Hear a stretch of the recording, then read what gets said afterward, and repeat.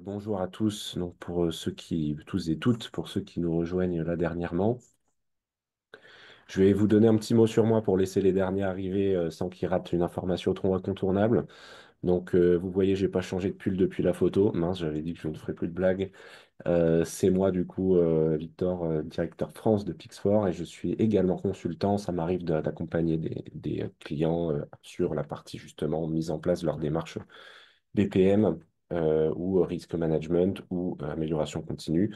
Donc Pixfor, c'est quoi? C'est un éditeur de logiciels. On édite une suite logicielle, processus, amélioration continue et risk management, sans grande surprise.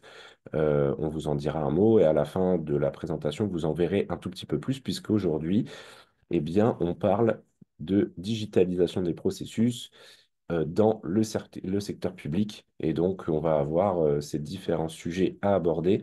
Je vais commencer par une introduction à ce que c'est finalement que la digitalisation des processus. On va parler ensuite de cette digitalisation contextualisée au secteur public. Ensuite, on verra des études de cas, hein. Finalement, je vous montrerai des cas concrets où on a mis en place ce genre de projet avec un peu la timeline, comment ça s'est déroulé.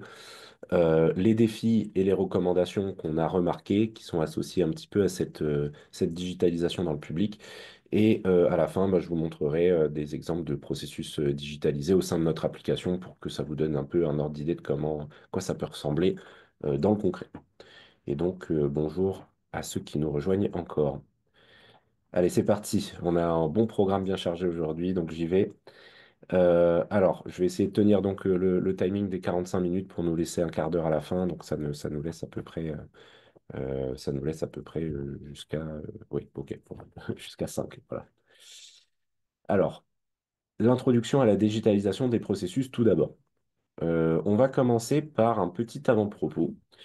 Aujourd'hui, on est finalement dans un contexte où on a des attentes, notamment côté citoyen, puisque là, on parle côté service public, mais en fait aussi de toutes les parties prenantes concernées, des attentes qui évoluent fortement, des ressources publiques, du coup, qui sont soumises à des contraintes croissantes, une digitalisation des processus qui peut donc représenter dans ce contexte-là un levier essentiel pour moderniser finalement et optimiser le fonctionnement des services publics aujourd'hui en France pour répondre à ce contexte et à ces fortes pressions. Face à ces enjeux, donc, il est impératif pour les différentes administrations de pouvoir s'adapter, et notamment les nouvelles réalités numériques aujourd'hui qu'on connaît, avec notamment, bon, on parle beaucoup de l'IA en ce moment, mais il n'y a pas que ça, hein, bien sûr, pour bah, pouvoir assurer une gestion plus efficiente des ressources publiques. Et aujourd'hui, on sait que c'est aussi la réglementation qui contraint assez fortement de ce côté-là. Donc l'idée, c'est vraiment de faire cette présentation pour s'adresser aux acteurs de la sphère publique, notamment en France.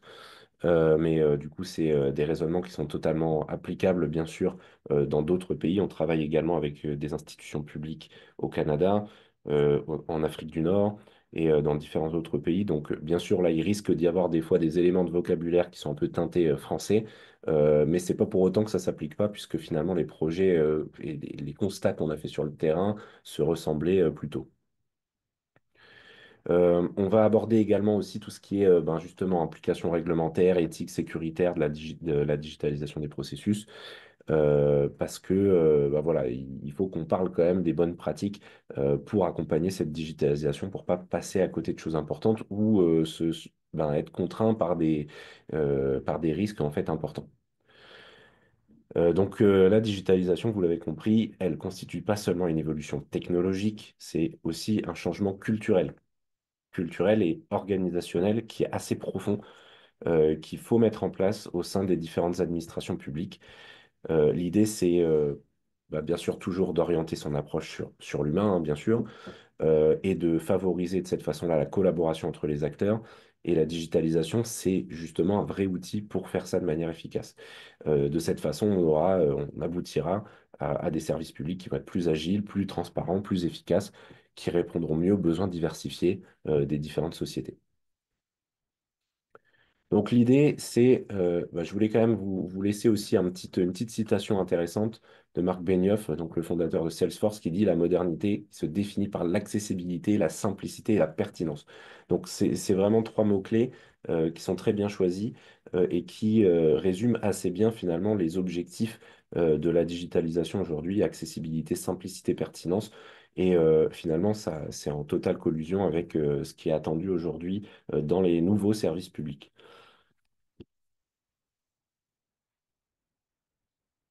Alors, en France, il y a 5 chantiers qui ont été identifiés comme prioritaires dans le cadre d'Action publique en 2022. Et donc, ces 5 chantiers, c'est justement la simplification des services, la rénovation des ressources humaines, la restructuration territoriale des services publics, la modernisation de la gestion budgétaire et donc la digitalisation, qui fait partie de ces 5 chantiers et grands axes. Donc ça, voilà, on ne le sort pas du chapeau, hein, ça a été étudié par l'AFNOR. Et donc, d'ailleurs, il y a eu une très belle présentation de Vincent Blache assez récemment à ce sujet. Aujourd'hui, il existe une solution pour permettre à la démarche qualité de devenir plus collaborative et de pouvoir participer finalement à ces 5 chantiers. C'est la digitalisation, donc qui est elle-même l'un des 5 chantiers. Donc, si c'est pas beau, c'est quand même bien l'occasion d'y aller. Donc, en faisant ce chantier-là, finalement, on peut avancer sur les 4 autres. On va définir quand même ce que c'est que la digitalisation. La digitalisation, c'est un procédé qui vise à transformer un objet, un outil, un processus ou un métier en une solution informatique afin de la remplacer et de la rendre plus performante. Donc, l'idée, c'est que cette digitalisation, maintenant qu'on l'a définie, c'est de se rendre compte à quel point aujourd'hui elle est prioritaire ou non dans les différents services publics. Et là, on se rend compte que, elle est planifiée dans un grand nombre de cas. Euh, donc on voit, c'est à 42,4%, mais elle est toujours identifiée comme non prioritaire, alors même qu'elle fait partie des 5 chantiers importants identifiés dans ce plan d'action publique 2022, par près d'un tiers des organisations, 27%, voire pas du tout abordée, du coup dans un quart des cas. Seulement une petite partie des organisations le jugent comme prioritaire. Donc ça, c'est un chiffre qu'on tire du baromètre de la performance des organisations 2024, qui est paru il y a très récemment et qu'on vous partagera en lien à la fin de la présentation. C'est téléchargeable gratuitement. Il y aura plusieurs autres chiffres issus de cette étude. Euh, voilà, donc cette digitalisation, on s'en rend compte, finalement, elle est pas encore finalement à un niveau de prise de conscience suffisant. La digitalisation, ça n'est pas, par contre, synonyme d'automatisation. Donc, toujours dans le cadre de cette définition, des fois, on a effectivement des parties prenantes avec qui on échange qui vont dire, bon, bah voilà, moi, je veux directement automatiser. Pour moi, la digitalisation, ça revient à ça. Alors, la digitalisation, elle peut permettre effectivement d'automatiser un certain nombre de processus, de tâches machines, etc., par exemple, mais elle n'implique pas nécessairement du coup de le faire. Automatiser, par contre, ça implique nécessairement d'avoir digitalisé ces processus.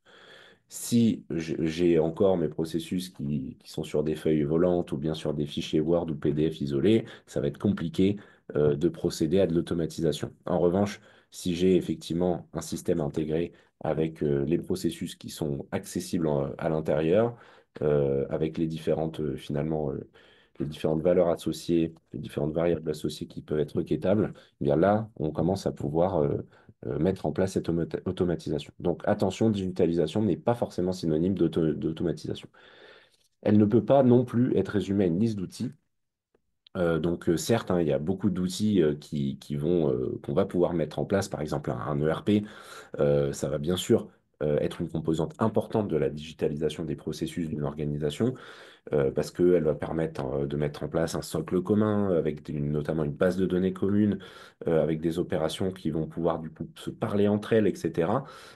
Mais c'est en aucun cas suffisant pour résumer la totalité de la démarche de digitalisation. En général, un ERP, c'est conçu pour gérer un certain nombre de fonctions clés, mais ça couvre rarement la totalité des opérations métiers d'une organisation et ça va devoir être complété par d'autres solutions. Et tout ça, il va falloir que ça se parle aussi. Et donc, bon, voilà, on ne peut pas limiter la digitalisation d'une organisation à mettre en place un panel d'outils. C'est aussi penser à la digitalisation des processus et mettre tout ça en orchestre. Donc, la digitalisation, ça va un peu plus loin que ça. Ça demande un alignement stratégique une révision complète de l'opérationnel, une réingénierie des processus et une gestion du changement. Puisque évidemment, il ne s'agit pas simplement d'adopter les technos, mais de repenser complètement la façon dont l'entreprise crée de la valeur, atteint ses objectifs. Alors maintenant, on va parler d'un autre sujet important, c'est pourquoi c'est rentable de le faire. Parce qu'aujourd'hui, notamment dans les services publics, on a des fortes pressions sur finalement la rentabilité, l'efficacité des actions qui sont entreprises, dans un contexte de réduction budgétaire notamment. Bah voilà, il faut savoir mettre en avant aussi ce genre de démarche si on veut que ça avance. Et pourquoi c'est rentable? Eh ben, parce que ça fait gagner du temps. C'est tout bête, mais donc le temps, c'est de l'argent. Et bah, si on a digitalisé nos processus, si ça va être plus simple d'analyser ces processus, de faire un reporting et aussi ben, de pouvoir se concentrer finalement sur nos métiers et d'éliminer des tâches à faible valeur ajoutée. Aujourd'hui, voilà, avec des processus digitalisés, vous pouvez très facilement finalement faire votre analyse d'impact, vous pouvez très facilement effectuer les modifications, les diffuser et du coup avoir des retombées positives sur ces gains de temps et obtenir ces gains de temps, pardon, et réduire les coûts cachés. On va avoir un partage aussi ben, plus efficace à grande échelle des documents et des processus de l'organisation à tous les collaborateurs, puisque ben, vous êtes en capacité, comme on le disait tout à l'heure, de relier les informations entre elles. Donc vous pouvez relier des processus avec de la documentation métier associée, ce qui va ben, finalement permettre de fluidifier ce transfert d'informations et l'utilisation des bonnes versions à jour également. Donc ça, c'est un point également très important de la digitalisation des processus et de la démarche qualité en général, tout comme l'utilisation ben, finalement d'outils collaboratifs, puisque ben, voilà, encore une fois, le but de digitaliser, c'est de permettre aussi non seulement de simplifier, mais aussi de rendre les choses partageables et collaboratives. Et donc, ça va favoriser l'adoption finalement de la démarche par les employés et l'implication de ces derniers dans la démarche qualité. Puisque si vous leur proposez bah, finalement d'utiliser des choses très vieillissantes ou qui finalement fonctionnent en vase clos dans un environnement exclusivement qualité, vous allez avoir plus de mal aussi à convaincre et à décloisonner un peu le sujet. Donc l'idée, c'est vraiment de rendre tout le monde acteur et de baisser les coûts de non-qualité, donc de rentabiliser cette digitalisation de la démarche qualité. Donc voilà, ça c'est ce côté quelque part ROI. Et donc maintenant, on va aller regarder justement quelques sujets autour des secteurs publics et de la digitalisation des processus, notamment les chiffres clés. Et ces chiffres clés, bien, c'est le niveau de digitalisation du service qualité, amélioration continue, performance à ce jour dans les services publics comparativement à l'ensemble des organisations. Donc, toujours selon le baromètre de la performance des organisations 2024. Du coup, on constate donc à gauche les chiffres de toutes les organisations, à droite celles des organisations publiques. On voit en fait que les tendances sont globalement les mêmes, avec certaines qui sont légèrement renforcées côté service public. Alors, on voit déjà qu'il y a une majorité dans les deux cas, enfin la plus grosse part, de professionnels de la qualité, de l'amélioration continue de la performance qui se positionnent comme étant proactifs, c'est-à-dire qui cherchent à tirer profit des possibilités offertes par les nouvelles technos. Ils sont assez proactifs vis-à-vis de la digitalisation. Cette tendance, elle est finalement encore plus forte dans les organisations publiques. 46% des interrogés, ce qui peut s'expliquer de différentes façons. On peut imaginer par exemple un effet de concurrence qui peut être moins ressenti que dans le privé, ce qui pourrait traduire pardon, un recul des professionnels se considérant comme retardataires. Donc là, on voit effectivement qu'il y a un peu moins de retardataires, donc 3% de moins, dans le cas des organisations publiques. Dans le privé, on a une forte exposition aux dernières avancées techno, notamment bah, en ce moment, on pense beaucoup à l'IA forcément. Et du coup, on a un effet de concurrence pour être précurseur aussi sur ces utilisations-là. Et donc, quand on ne le fait pas, on se sent très vite en retard. Chose aujourd'hui qui est probablement moins ressentie dans le public, du fait aussi qu'il y a des processus de validation d'utilisation de solutions qui sont plus longs ainsi que de sécurisation de ces applicatifs-là. Aujourd'hui, en plus, c'est beaucoup des sociétés américaines ou chinoises qui développent ces solutions-là. Donc, on a des enjeux aussi de gouvernance et, euh, du coup de souveraineté des informations qui sont partagées avec. avec ces entreprises qui utilisent l'IA. Donc ça peut expliquer, en tout cas, qu'il y a une tendance qui est plus forte dans un cas que dans l'autre. Du reste, finalement, on a une proportion de précurseurs qui est assez stable et assez faible d'ailleurs dans les deux cas de figure, un tout petit peu plus élevé dans le privé, donc des gens qui vont essayer d'être vraiment state of the art sur cette partie-là. Du coup, on peut noter aussi, fait intéressant, que globalement, les réactifs, donc c'est-à-dire ceux qui, quand ils ont une pression qui émane du marché ou de leur DSI, ils vont adopter en réaction ben, ce cadre technologique de la digitalisation. Ben, ces réactifs, ils représentaient 45% en 2022, donc dans l'enquête précédente. Aujourd'hui, ils sont plus que 24%, donc il y a 20% de différence. Donc, les retardataires, eux, en revanche, ils étaient que 16%, ils sont maintenant à 30%. Donc, il est fort probable que le niveau de numérisation réel des organisations n'ait pas considérablement évolué en quelques années, mais par contre que l'avènement des nouvelles technos dont on parlait a fait évoluer très rapidement l'état de l'art et que les professionnels, du coup, de tout secteur s'auto-évaluent plus à la traîne que par le passé. Voilà, aujourd'hui, on est dans un monde où le statu quo, ben, finalement, c'est reculé. Donc tout ça, ça s'explique assez bien. D'autres chiffres, finalement, c'est les organisations pour lesquelles eh bien, ce sujet-là n'est pas abordé du tout. Et on essaye de trouver, et on leur a demandé en tout cas quelle était la principale raison du fait qu'il n'ait pas passé ce cap de la digitalisation. Et on remarque que bien dans les deux cas de figure, hein, de nouveau, toutes les organisations publiques, eh bien, c'est le fait que les processus sont pas assez matures, qui ne permettent donc pas d'implémenter ce genre d'outils dans de bonnes conditions, qui est la raison principale. Donc, si on regarde un peu la tendance comparativement public et tout secteur, les processus sont jugés probablement moins matures à la digitalisation dans le public que dans la moyenne. Donc on est quand même à 42% versus 30% qui la citent comme motif principal, cette immaturité. C'est d'ailleurs ben, cette immaturité-là qui est le principal motif et qui le reste depuis des années et des années qu'on fait cette enquête. Le deuxième motif dans le public comme dans le reste des organisations, c'est le manque d'appui des autres parties prenantes en interne, dans des proportions à peu près similaires à 26%. Ça, c'est pareil, ça, c'est quelque chose qui ressort assez fortement dans les études qui ont été menées. C'est une des grosses difficultés globalement pour les départements qualité, même au-delà du sujet de la digitalisation. Donc, pas de surprise de le retrouver ici aussi. Le troisième motif, le fait que la qualité et la performance se concentrent sur d'autres sujets plus prioritaires, c'est moins ressenti que dans la moyenne des organisations dans le public. Ce qui indique quand même qu'il y a une importance qui est soulignée de la digitalisation dans le public. Ça traduit donc peut-être hein, ces cinq priorités qui ont été données en 2022. Les problématiques de budget, elles sont présentes de façon comparable au reste des organisations, même légèrement moins. Donc finalement, voilà, c'est pas le motif principal et c'est assez rassurant.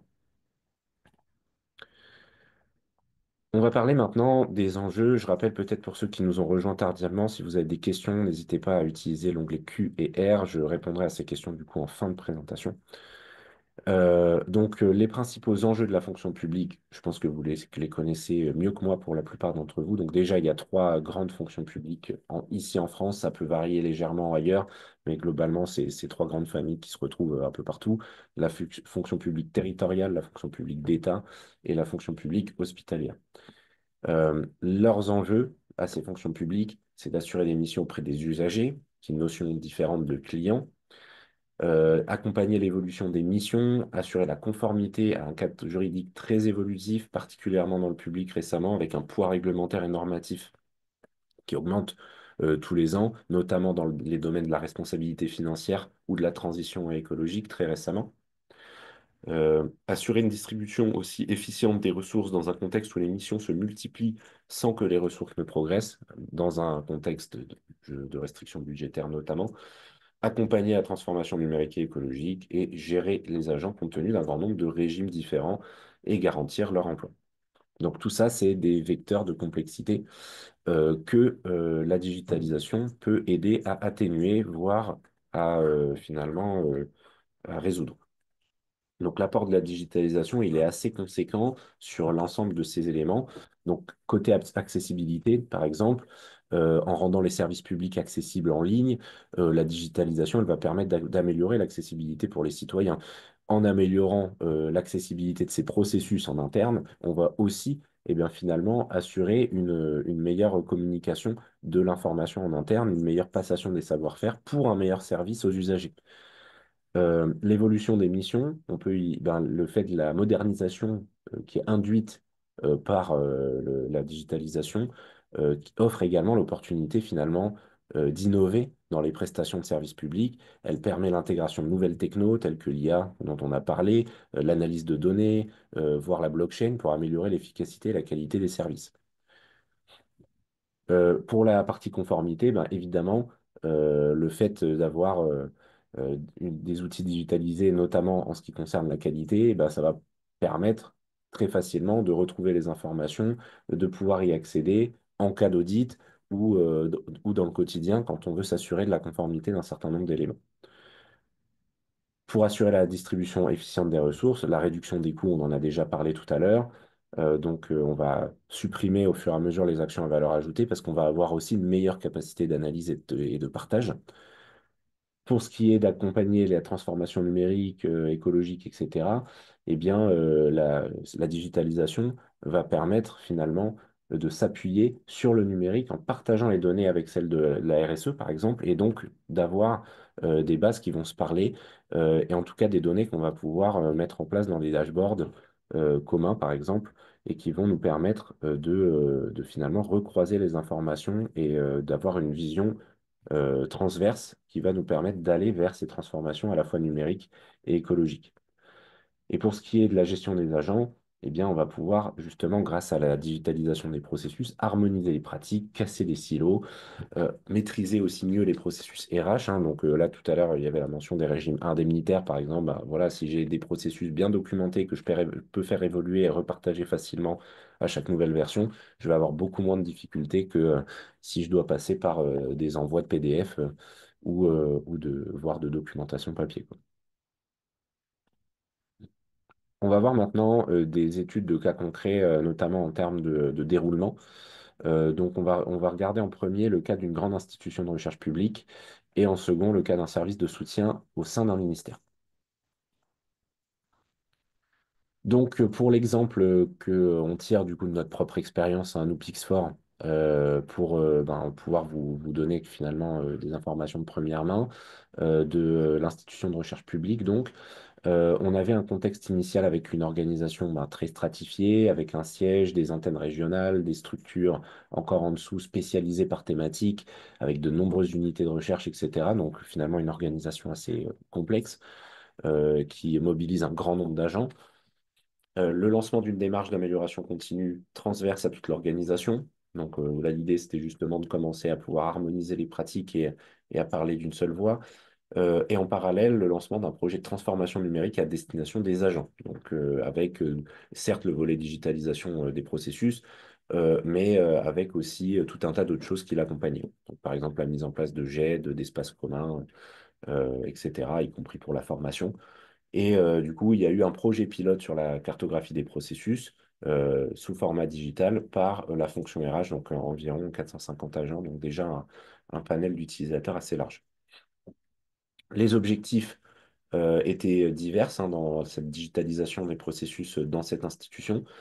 C'était à la fois de favoriser les rapprochements organisationnels ou managériaux entre les différentes structures qui sont très éclatées sur le territoire, d'aider donc à la communication, à l'améliorer de façon formelle et collaborative avec toutes les parties prenantes, que ça soit ressources humaines ou autres, permettre une meilleure connaissance de l'organisation, se rendre compte en fait des disparités aussi qui peuvent exister et pouvoir adopter des réactions rapides face aux changements qui pourraient être exigés venant d'en haut, par exemple. Aligner aussi le système d'information des ressources humaines sur les besoins stratégiques et opérationnels de ce pôle, ce qui n'était pas le cas au démarrage, et pouvoir optimiser et piloter les processus de la fonction ressources humaines pour favoriser une meilleure efficacité, une meilleure performance et une meilleure qualité de service. Il y avait aussi des objectifs contrôle et conformité, avec bien sûr contrôle de coûts, gestion de risque, de la qualité, respect des obligations réglementaires, donc des choses assez classiques. Comment ça s'est déroulé? Donc globalement, c'est un projet qui a été lancé en mars 2021. avec un démarrage assez classique, avec une formation des différents interlocuteurs principaux, une priorisation des différents travaux à mener. Donc là, en fait, cette priorisation, qu'est-ce qu'on fait concrètement? On identifie des éléments critiques qu'il va falloir modéliser en premier dans notre système digitalisé. C'est ce qu'on a commencé par faire à l'été. Et derrière, on a pu communiquer et déployer ces processus critiques à l'ensemble de la population RH de cette institution. L'année suivante, du coup, enfin, pas l'année, ce cours en parallèle, je veux dire, pas l'année suivante, on a poursuivi bien sûr la modélisation des procédures, des processus et processus qui pouvaient être légèrement moins critiques, et on a continué à former d'autres agents qui pouvaient, dans les antennes régionales, finalement, venir soutenir cette démarche. On a lancé conjointement du coup avec un autre projet du coup un portail RH qui permettait d'accéder directement à ces différents processus. Donc ce portail lui il permet en fait d'accéder à des éléments qui ne sont pas forcément reliés à la qualité, un peu à toute la boîte à outils ressources humaines. Et en fait on a connecté cette partie justement portail avec la partie qualité, donc la partie Pixfor Process en l'occurrence. Donc ça, c'était finalement un an après, en 2022, un an après le démarrage du projet. Et on a pu lancer juste derrière une expérience, du coup, finalement un POC sur des antennes régionales. Et du coup, ce déploiement est toujours en cours à l'heure actuelle. Donc là, pour l'instant, il y a 5 sur 17 agences régionales qui sont concernées. Et donc l'idée, c'est de continuer dans cette voie pour qu'il y ait une harmonisation des pratiques et tous les bénéfices qu'on a vus qui en découlent, avec notamment une amélioration de la performance et du partage d'informations. Donc maintenant, on va passer sur le service de soutien d'un ministère. Donc là, on avait un contexte initial assez complexe également, avec plus de 20 000 collaborateurs, des modèles de documents, des procédures qui évoluent dans différents environnements, pas forcément avec un suivi de versionning de qualité notamment, un manque de visibilité des agents sur le fonctionnement global de leurs propres services, ainsi que des autres entités a fortiori, et des objectifs qui étaient de déployer une première instance de système de management auprès de la direction centrale déjà dans un premier temps, pour pouvoir mettre en place finalement ce référentiel commun qui pourrait être déployé à tous. Faciliter aussi bien sûr l'accès à l'information du référentiel des processus et documents avec un déploiement d'instances décentralisées où là pour le coup chaque finalement entité pourrait piloter ses propres processus avec un certain degré d'autonomie tout en ayant des données accessibles à la direction centrale. Mettre en place, bien sûr, une gouvernance efficace et transverse de cette démarche processus centralisée et se rapprocher aussi du zéro papier, puisque ce n'était pas le cas dans ce ministère, donc qui était encore très très loin de ce qu'on appelle vraiment la digitalisation. Donc là, c'est un projet qui est un peu plus ancien, qui avait démarré, qu'on a démarré en 2015. On a préparé en fait toute la migration de leur documentation papier vers notre outil Pixfor Process digitalisé. Donc là, derrière, ça a duré quand même quelques mois. On a finalisé la migration en 3 mois. On a pu, après, durant l'hiver, former les référents pour qu'ils puissent s'approprier l'outil et puis les accompagner justement dans cette appropriation. On a pu, du coup, avec eux, communiquer aux agents sur le fait que le SMQ central avait été déployé. Donc, si SMQ, c'est Système de Management de la Qualité, hein, si jamais il y en a certains d'entre vous qui n'ont pas l'acronyme. Et courant d'hiver, du coup, on a fait le retour d'expérience aux utilisateurs, auprès des utilisateurs de cette direction centrale, et on a préparé la suite. On a créé les instances décentralisées, donc là, ça nous a permis vraiment, donc là, il y en avait plusieurs dizaines, hein. C'était un grand nombre de plateformes qui devaient pouvoir avoir leur propre vie et pouvoir manager leur propre démarche qualité, leur propre processus. Donc ça a mis un certain temps. Et donc, on a bien sûr formé les différents référents, créé avec eux les référentiels, dupliqué éventuellement les éléments communs pour qu'ils puissent les faire évoluer après à leur sauce. Et on a mis en place l'année suivante, en 2018, un dashboard de pilotage transverse pour permettre du coup à la direction centrale de ce service de piloter tout ça. Donc depuis, ils sont en mode vie.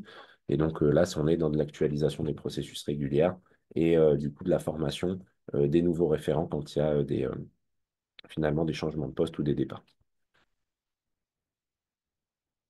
Donc voilà pour ces exemples concrets de déroulement. Je vous partagerai également un petit Gantt un petit peu plus tard. On va déjà se recentrer sur tout ce qui est défis et les différentes recommandations après qu'on peut donner pour faire face à ces défis. Donc, c'est ce qu'on va analyser tout de suite. Donc là, le webinaire a commencé un petit peu en retard. Il nous reste du coup un petit quart d'heure pour arriver à la fin de la présentation et on va terminer avec le quart d'heure de questions-réponses ensuite. Donc voilà, les contraintes spécifiques du service public, il y en a plusieurs. Donc déjà une réglementation qui est plus abondante et plus complexe que dans le privé. On a une évolution, voire une inflation des missions qui est assez chronique également, un manque de ressources qui se fait sentir assez fortement, une grande quantité de procédures en lien avec un formalisme important qui dépend aussi en partie de la réglementation dont on a parlé et une forte juxtaposition de cultures différentes, avec du coup notamment culture gestionnaire versus culture métier. Après, on peut aussi mentionner les cultures dans l'éducation ou du soin qui sont assez différentes aussi d'autres cultures et qui peuvent avoir moins accès aux outils digitalisés. Donc voilà, le public souhaite aujourd'hui plus de transversalité, de décilotage des organisations, mise en place notamment de pratiques de management transverse. Donc, par exemple, les managements par projet, par processus, qui finalement ne vont pas prendre en compte ces cultures-là de base. Et donc, cette complexité croissante-là nécessite finalement qu'on définisse une stratégie, qu'on puisse structurer l'organisation, mettre en place des contrôles. En résumé, piloter, organiser, superviser. Et cette approche, elle est amplement favorisée aujourd'hui par la digitalisation des processus qui nous donne finalement des outils pour faire cela de manière, justement, comme on le disait, transverse et répondre à cet enjeu de transversalité et de décilotage. Donc c'est ce qu'on va voir ici. Si on veut mettre en place ce pilotage, cette supervision et cette organisation dont on parlait, tenant compte de cette complexité propre au service public, c'est comme on voyait en intro, un outil majeur, cette digitalisation. Si on aborde les différentes contraintes là, qui apparaissent à l'écran, qui sont les mêmes que dans la slide précédente, en les projetant dans une organisation digitalisée, ben, on va constater qu'on va avoir une meilleure maîtrise réglementaire. Donc déjà, si on regarde ce premier point, du fait de l'accessibilité plus fluide de la documentation et surtout d'une meilleure définition du versionning au travers notamment de diffusion facilitée des versions à jour, un meilleur partage de la culture au sein des organisations, en contribuant directement à atténuer les conflits qui peuvent justement résulter de juxtaposition de culture, comme on l'a dit. Et on va pouvoir aussi harmoniser les objectifs pour que tout le monde tende dans une même direction. On va aussi avoir une visibilité accrue finalement des procédures existantes avec leur nombre, leur complexité aujourd'hui qui posent problème, mais qui pourraient être diagnostiquées assez facilement avec des outils digitaux et du coup qui nous permettront, comme on l'a déjà commenté, des améliorations aussi suite à ces analyses pour apporter du sens à leur diminution, à leur simplification ce qui est très compliqué à faire quand les procédures sont éclatées sur différents sites, euh, dans différents supports différents, hein, que ce soit matériel ou différentes plateformes partagées ou non. On va avoir aussi une meilleure faculté d'anticipation et d'adaptation sur les évolutions des missions, hein. Donc, si mes processus sont bien documentés, théoriquement, je peux facilement voir l'impact et l'ajout de la modification d'une activité et l'adapter grâce à mon système digitalisé de façon adéquate et le communiquer très facilement. Et donc, je vais pouvoir optimiser l'utilisation de mes ressources et travailler pour la performance et l'efficience. Ça vient avec, du coup, effectivement, toutes ces réponses-là, mais ça ramène aussi la digitalisation des risques. Et ces risques, il faut les évoquer, c'est important. Donc, il y a le risque de sécurité des données déjà, puisque qui dit mettre en place un certain nombre de choses, et notamment les processus dans des environnements digitaux, veut dire la manipulation et le stockage de grandes quantités de données qui peuvent être sensibles. Donc, on s'expose à des risques de violation de ces données, de cyberattaques accrues. Donc, il faut mettre en place, bien sûr, des mesures appropriées, sinon, on peut compromettre cette confidentialité. Il y a le risque également de l'exclusion numérique. La digitalisation, elle vise à rendre les services publics plus accessibles, mais elle peut aussi exclure ceux qui n'ont pas accès à la technologie, qui sont pas à l'aise avec son utilisation. Donc, on peut parler de peut-être de générations plus anciennes, ou bien peut-être de personnes handicapées ou de personnes qui vivent dans des régions mal desservies en infrastructure numérique. Il y a plein de raisons à ça. Il y a le risque aussi de biais technologiques, puisque là, en ce moment, ça rentre dans le collimateur complètement depuis la généralisation de l'usage notamment des algorithmes, de l'intelligence artificielle. C'est un risque qui est à prendre en compte si la digitalisation des processus de l'organisation inclut notamment un volet d'automatisation. Surtout sur tout ce qui est procédure administrative, juridique, en lien avec la santé. Parce que du coup, finalement, ça peut être sujet, ces algos, ils peuvent être sujets à des biais qui peuvent entraîner des décisions qui peuvent être injustes, hein. On a eu l'exemple avec admission post-bac, ou on a eu l'exemple dans le domaine de la justice aussi avec des systèmes d'IA utilisés pour prendre des décisions sur la libération sous caution de différentes personnes avec des peines qui avaient finalement été influencées par des biais présents dans les données d'entraînement des algos. Donc, vous voyez, ça peut avoir des vrais impacts. Il y a également du coup une dépendance possible aux fournisseurs. Donc forcément, si j'ai tous mes outils qui dépendent d'un gros éditeur américain, par exemple, eh bien on peut, si les différents services publics s'équipent tous avec le même gros opérateur, eh bien, on peut avoir un risque de dépendre, que même la sécurité des informations nationales dépend de ce fournisseur-là. Ça pose aussi des problèmes de souveraineté, de la continuité de l'activité, etc. Donc c'est assez fort ce risque de dépendance. On peut aussi devenir trop dépendant du système d'information lui-même, notamment si on automatise beaucoup de processus. On peut aussi perdre des connaissances terrain, et ça peut se voir notamment dans les processus administratifs. Et les fonctionnaires peuvent devenir du coup trop dépendants de ces systèmes, ce qui peut poser de problèmes en cas de panne. Et il y a le problème aussi, le risque de résistance au changement, bien sûr. Donc, qui dit digitalisation dit changement, dit nouveaux outils. Et donc, voilà, on peut avoir des employés de la fonction qui travaillent depuis des années et des années différemment, et donc qui vont être attachés à leur méthode traditionnelle de travail, aussi pour des raisons qu'on a évoquées juste avant avec la dépendance du SI. Du coup, bon, cette résistance au changement, elle peut entraîner des retards de mise en œuvre, voire de projets, et compromettre leur succès. Donc, bien sûr, il n'y a pas que des problèmes, il y a aussi des solutions. Donc, les stratégies pour faire face à ces différents risques. Donc, pour faire face aux problématiques de sécurité des données, on peut s'assurer d'avoir bien sûr un hébergeur de confiance avec des conditions générales qu'on va définir ensemble. On peut même héberger soi-même finalement ces données autour des processus. On peut euh, s'assurer aussi qu'on garde la propriété et le contrôle de nos données, qu'on a une authentification aussi maîtrisée pour accéder au système de façon à ce qu'il n'y ait pas des intervenants externes qui arrivent pour corrompre tout ça, voire sortir de l'information. On peut mettre en place des audits de sécurité adaptés. Pour ce qui est de l'exclusion numérique, on peut déjà choisir jusqu'où on digitalise selon les populations auxquelles on va s'adresser. Donc là, en l'occurrence, au sein des organisations publiques, je vais savoir que dans tel ou tel service, ça va être plus ou moins compliqué. Donc peut-être que la digitalisation des processus, je vais y aller progressivement sur certaines équipes qui sont moins familières à l'utilisation d'outils numériques, par exemple. Je peux penser, par exemple, ça peut être la population des médecins en hôpitaux, par exemple. Maintenir des alternatives pour les usagers, donc voilà, avoir une période bien sûr de transition, ça répond aussi à la résistance au changement. À faire des formations en interne, mettre en place des campagnes de retour d'expérience pour pouvoir adapter au fur et à mesure. Pour tout ce qui est biais technologique, bien sûr, analyser les données, pour s'assurer que finalement ce qui est sorti est cohérent avant de mettre en œuvre ces solutions. Parce que si on le met directement sans avoir entraîné les algorithmes, on peut passer à côté de biais potentiels, et ça peut devenir des problèmes.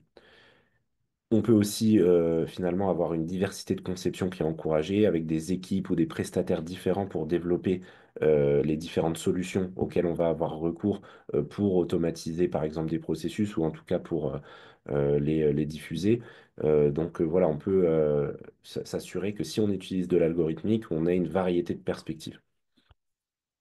Ça peut nous permettre donc d'atténuer ces biais.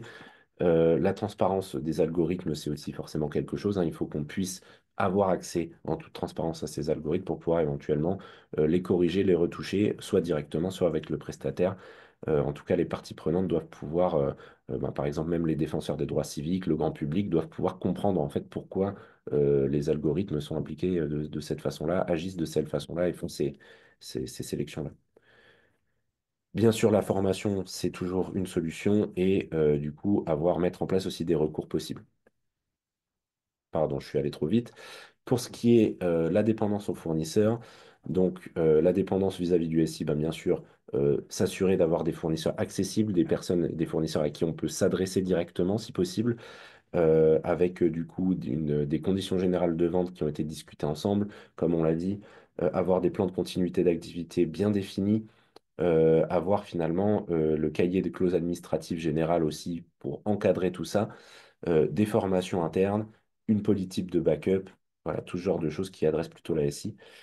Et justement, pour contrer la dépendance au SI, s'assurer d'une interopérabilité pardon, maximale, donc pour pouvoir finalement permettre au système d'échanger, opérer une veille technologique si possible pour voir un peu quel est l'état de l'art dans les différents systèmes qu'on emploie, tester aussi les plans de continuité d'activité, et pour tout ce qui est résistance au changement, eh bien, on va faire les études d'impact, bien sûr, avant de digitaliser nos démarches. On va, si possible, orienter l'expérience utilisateur vers quelque chose dont on sait d'avance que ça va marcher, avec du coup le public que l'on cible. Redéfinir bien sûr une stratégie, une organisation qui prend en compte justement la digitalisation, parce que ça implique des changements. Former, communiquer autour de tout ça et suivre, bien sûr, au fur et à mesure, ne pas juste lancer le projet, après laisser ça à l'abandon, sans quoi on aura peut-être investi pour rien. Alors, voici quelques recos pour compléter un petit peu cette mitigation des risques. Il y en a quatre principales. Donc, la première, c'est sortir des fausses croyances. Donc, déjà, non, mettre digitaliser, enfin, excusez-moi, digitaliser sa démarche qualité, c'est pas forcément cher. On peut avoir les moyens de le faire. Il y a des solutions qui existent. Moi, je connais la nôtre et je sais qu'elle s'adapte en termes de prix à vos possibilités et à ce que vous voulez déployer. Donc, c'est pas forcément cher. Il y a des outils très chers, c'est vrai, mais c'est pas le cas de tous les outils. Il y a plusieurs solutions qui existent qui sont tout à fait abordables. Est-ce que l'organisation est assez mature? Du coup, vu que j'ai peur, je ne me lance pas dans la digitalisation de cette démarche. Eh bien, il existe des solutions aussi pour tout niveau de maturité. Donc, vous pouvez démarrer avec des solutions comme la nôtre, avec un faible niveau de maturité pour justement pouvoir monter l'échelle maturité. Donc, c'est pas parce que vous n'êtes pas forcément mature aujourd'hui sur votre démarche process que la digitalisation va vous freiner, bien au contraire. Ça pourra même être un accélérateur de maturité, parce que ça simplifie beaucoup de choses et ça permet le travail collaboratif. Et d'ailleurs, de toute façon, quel que soit l'outil que vous allez utiliser, personne n'utilise 100% dans le privé comme dans le public des fonctionnalités, donc il ne faut pas avoir de peur par rapport à ça. Donc la digitalisation, c'est le problème de la DSI pour certains aussi, alors y compris voilà, des responsables qualité qui veulent digitaliser leur démarche. La DSI n'est pas par définition responsable qualité, hein, forcément, donc elle va pas avoir les mêmes enjeux que vous. Elle va avoir des enjeux qui va être de sécuriser, de respecter les politiques, voilà, de respecter des budgets, ce qui ne sont pas les mêmes problématiques que celles que vous rencontrez dans vos métiers.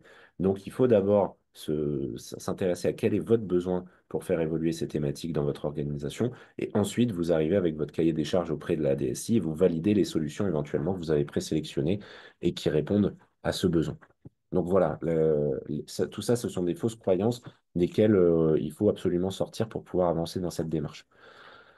Ensuite, il faut bien sûr prioriser les chantiers, hein. Il n'y a pas de secret, ça c'est comme pour tout projet finalement.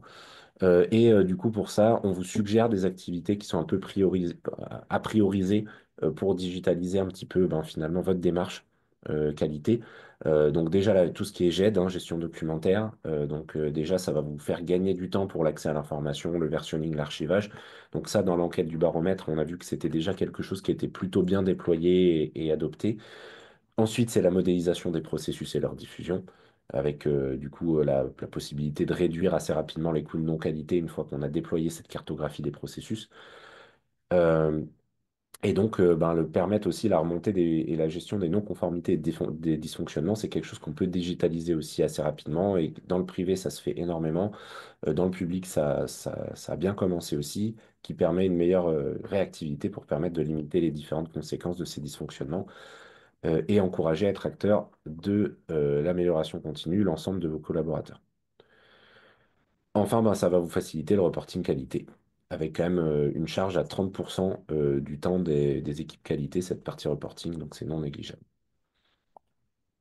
Conduire bien sûr le changement en encourageant l'engagement de la direction, sans laquelle, sans le sponsoring de la direction, c'est impossible finalement de faire avancer ce genre de projet d'échelle. Bien sûr, bien communiquer en dissipant les craintes dont on a pu parler par exemple avant, en maintenant bien sûr l'alignement sur les objectifs, en adaptant aux différents publics. Donc pas une communication pour 10 000 agents, mais bien sûr, on va plutôt s'adresser par département, par sensibilité ou par typologie d'agents.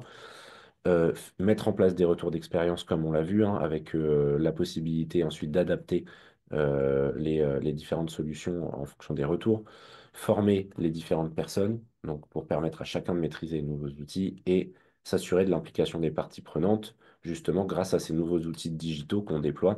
Et en amont, ben, il faut anticiper l'effet de la digitalisation sur l'implication de ces parties prenantes parce qu'il y aura des moyens humains à dédier justement à la mise en place du projet. Et donc, ben, si c'est pas fait, on va impliquer des gens pour rien dans la mise en place de la digitalisation, ce qui va créer de la frustration et les démobiliser pour la suite. Donc, un point important ici. Enfin, bah, le fait de mettre les moyens, donc ça fait directement le lien avec ce qu'on vient de dire. La digitalisation doit être appuyée par des porteurs, idéalement dans chaque typologie de service, dans chaque pôle, avec une démarche qui devient de plus en plus efficace au fur et à mesure qu'elle devient l'affaire de tous, donc elle est décentralisée. Elle va pouvoir impliquer de cette façon-là aussi des ressources IT, puisque ben, qui dit digitalisation dit informatique, dit déploiement de solutions, et donc voilà, il peut y avoir finalement des besoins de mise en place de projets IT. Et ben, pourquoi pas le recrutement de nouveaux profils qui vont avoir des compétences numériques peut-être différentes de celles qui existent dans votre organisation aujourd'hui en fonction des objectifs que vous voulez atteindre avec cette démarche qualité digitalisée. Et bien sûr, il faut investir des ressources. Donc, il y a des solutions, bien sûr, logicielles à payer. Il y a potentiellement des infrastructures IT à mettre en place, du temps homme, bien sûr. Il y a des formations peut-être à mettre en place aussi, des recrutements comme on l'a vu. Donc voilà, il faut anticiper aussi ça en termes de budget. Ça a un coût qui va permettre en fait de réduire derrière les coûts cachés et donc après de récupérer largement l'investissement en termes de ROI. On l'a vu tout à l'heure, ça peut être entre 10 et 20% de la marge, hein, donc dans le privé, donc 10% des coûts opérationnels sur une institution publique. Donc voilà, là je vous ai mis un exemple de Gantt, là je vois que je suis un petit peu en retard là sur cette présentation, donc je ne rentre pas forcément dans le détail, mais je vais voir pour peut-être qu'on vous le partage, ou si à la limite ceux qui veulent le garder, si vous voulez être sûr de le garder, parce que je crois qu'on ne partage pas les slides habituellement, prenez une capture d'écran, je le mets en grand, c'est écrit en petit. Mais voilà, n'hésitez pas et je vais voir avec l'équipe marketing si ça vous intéresse, si on peut le remettre en forme d'une autre façon. Mais en gros, on voit les différentes étapes finalement de mise en place de cette digitalisation des processus ou en tout cas d'une famille de processus. On a des tendances actuelles dans le public, donc là les sources sont citées en bas, qui sont assez fortes autour de l'accélération de la dématérialisation des procédures et des workflows, c'est ce qui arrive en tête, de l'adoption du cloud, du développement de l'IA, de tout ce qui est open data, donc le fait d'ouvrir et de partager les données avec différents services publics pour favoriser la transparence et l'innovation, voire même des fois partager avec le public tout court.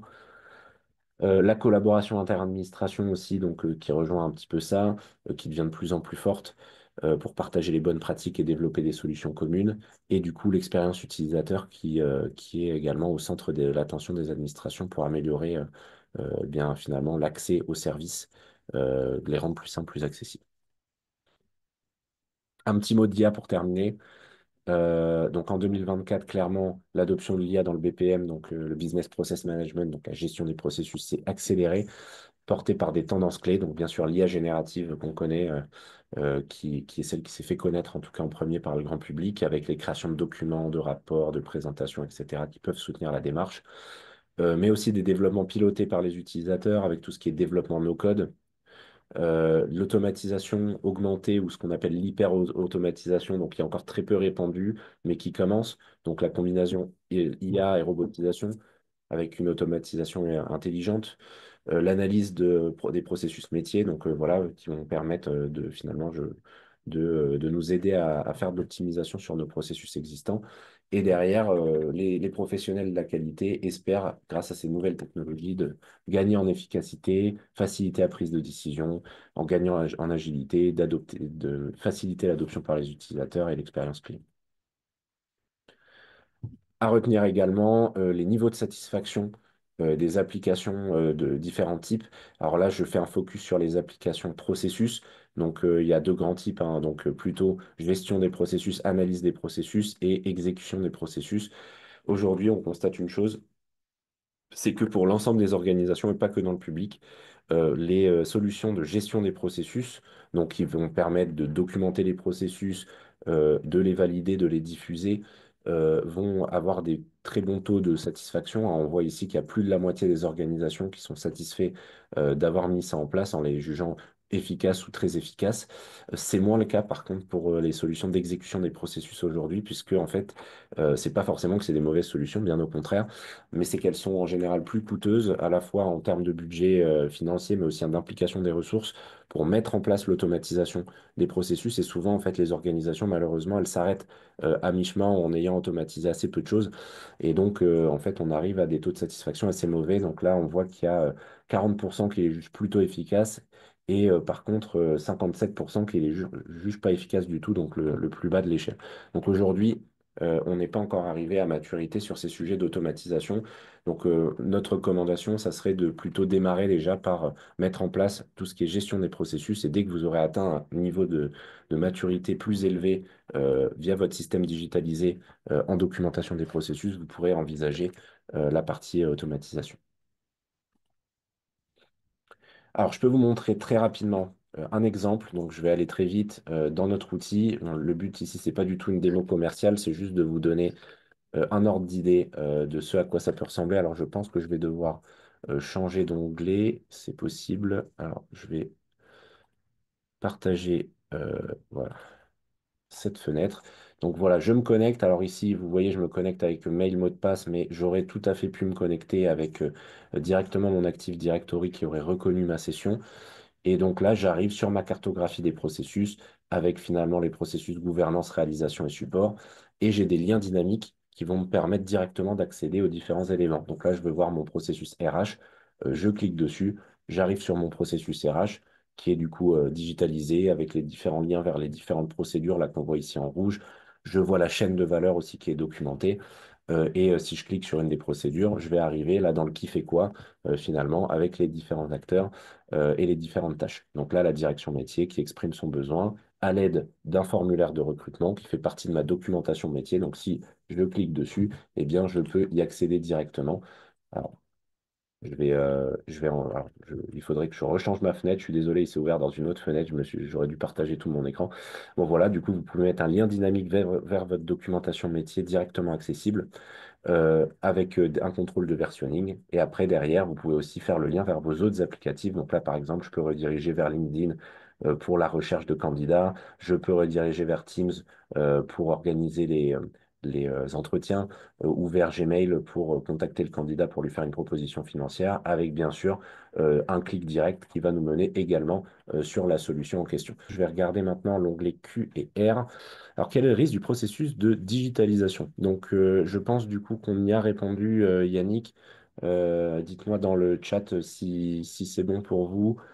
Mais a priori, on y a répondu en live. Je vous ai mis les 6 risques avec les suggestions pour justement mitiger ces risques. On avait une question aussi sur le fait qu'on aurait accès ou pas à la présentation, donc j'ai répondu à ça aussi. Malheureusement, on ne partage pas les slides. En revanche, bien sûr, vous pouvez avoir accès au replay du webinaire, si je ne dis pas de bêtises. Du coup, vous recevrez un lien par mail. Aussi, oui, c'est vrai que je l'ai mentionné tout à l'heure. N'hésitez pas aussi à télécharger notre baromètre de la performance des organisations. On va également vous mettre le lien dans le chat. Donc, c'est une enquête qu'on mène avec l'aide de France Qualité, France Processus, Mouvement québécois de la qualité depuis maintenant 10 ans. Donc, en fait, tous les 2 ans, on a cette grande enquête qui est publiée. Donc là, elle est toute récente, elle date de la fin de l'été ou du début de l'automne. Donc, c'est vraiment il y a quelques semaines. Donc, n'hésitez pas à la consulter. C'est un document de 60 pages, téléchargeable gratuitement et très, très bien mis en page. Donc, n'hésitez pas. On avait une question de Moez qui nous demandait, est-ce qu'on commencera par de petites améliorations continues ou grandes? Bon, je pense que j'ai essayé de détailler dans le temps qui m'était imparti un petit peu comment on pouvait procéder par étapes dans la digitalisation. Donc, de la même façon, j'espère que ça a répondu à votre question. L'idée, c'est, moi, si je peux vous donner un conseil, c'est de commencer peut-être cette démarche de digitalisation avec peut-être des pilotes d'activités qui seront un petit peu sponsors. Donc des gens, vous sentez qu'ils veulent y aller, qui sont prêts à aller vous aider à accompagner leurs équipes, etc. dans ce projet-là, parce que ça va vous faciliter la vie et vous allez pouvoir faire peut-être une preuve de concept sur un département, un service, montrer que ça marche bien et ensuite vous allez déployer ça au reste de l'organisation. Donc, moi, je dirais que c'est comme ça qu'on peut s'organiser si on veut maximiser les chances de réussite. Quelles sont les différentes étapes de la mise en place d'une bonne digitalisation dans un service public? Euh, je vais voir pour quand même réafficher hop, le Gantt pour que vous puissiez avoir un peu plus le temps de le regarder. Donc, j'ai essayé de vous montrer aussi avec l'institution de recherche et avec le ministère, je vous ai montré un peu un déroulé de comment ça peut se passer dans des cas concrets. Voilà, il y a différentes étapes, hein. Il faut définir les objectifs de la digitalisation, quel est le résultat auquel vous voulez arriver, évaluer déjà tous les processus que vous avez. Donc, vous faites un inventaire de tout ce qui existe sous tous les supports. Donc, ça, le responsable qualité, c'est une sacrée mission d'enquête, hein, des fois qu'il a à faire. Ensuite, les évaluer, identifier finalement lesquels il faut digitaliser en priorité. Des fois, il y en a qui peuvent attendre parce qu'ils sont moins critiques ou plus matures. Mettre en place après derrière une équipe projet finalement qui va pouvoir mettre en place la digitalisation des éléments critiques qu'on a identifiés. Vous allez sélectionner les outils et les technos qui vont vous permettre d'atteindre les objectifs en accord avec cette équipe projet.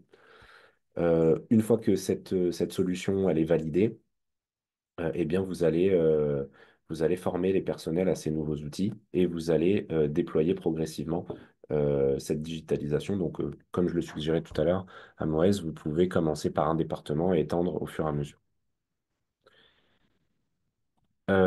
Ensuite, on avait la question de Nicolas par rapport au déploiement d'un ERP. À quel moment vous agissez? Là aujourd'hui, ce que je vous recommande, c'est de documenter vos processus. Pourquoi? Parce que en priorité et idéalement de façon digitalisée. Pourquoi? Parce que par exemple, si je vous cite l'exemple de Pix4, vous pouvez tout à fait voir en fait si quand votre ERP intervient dans les différents processus. Si je clique sur mon ERP, qui va être un outil référencé dans ma base de moyens que je vais référencer dans mes différents processus, je clique sur le RP et je vois en fait tous les processus dans lesquels il est impliqué. Donc, en fait, je peux en un clic voir les impacts du changement de RP et ensuite prendre les bonnes décisions justement sur le RP que je prends et voire même sur la définition du cahier des charges de l'ERP. Donc, je dirais d'abord on définit les processus, idéalement digitalisés pour pouvoir faire une analyse d'impact rapide. Et ensuite, du coup, en fonction des impacts qu'on a identifiés sur le changement de RP, on change de RP avec le bon système.